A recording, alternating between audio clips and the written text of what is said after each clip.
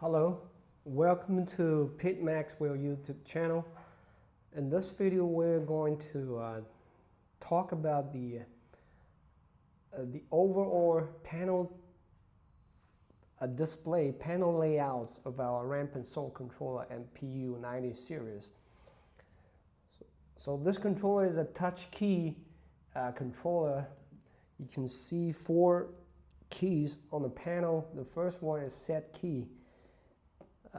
The second one is left arrow key, which you can shift on the digits while you are programming the controller. The third key from the left to the right is decrease key, which is also the run key. After you finish the program of the curve, you can run the profile by press this key. And the fourth key from the left to the right is increase key or stop key. You can stop the program anytime during the process. Say, so for example, if you want to configure the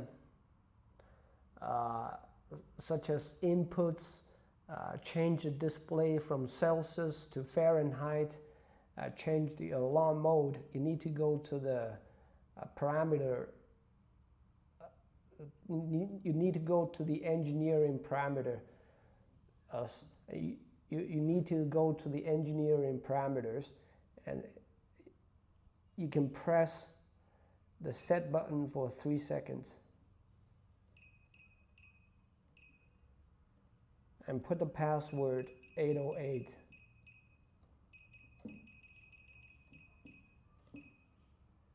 Now you're ready to go to the engineering parameters.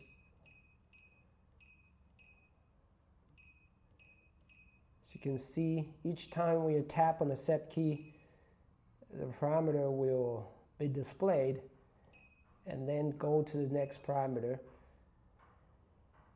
To go back to the initial display stage, you simply hit the left arrow key and the set key at the same time. There you go, you go back to the initial display stage. For example, if you want to run the profile, you just simply press the run. Okay, if I want to stop the profile, stop.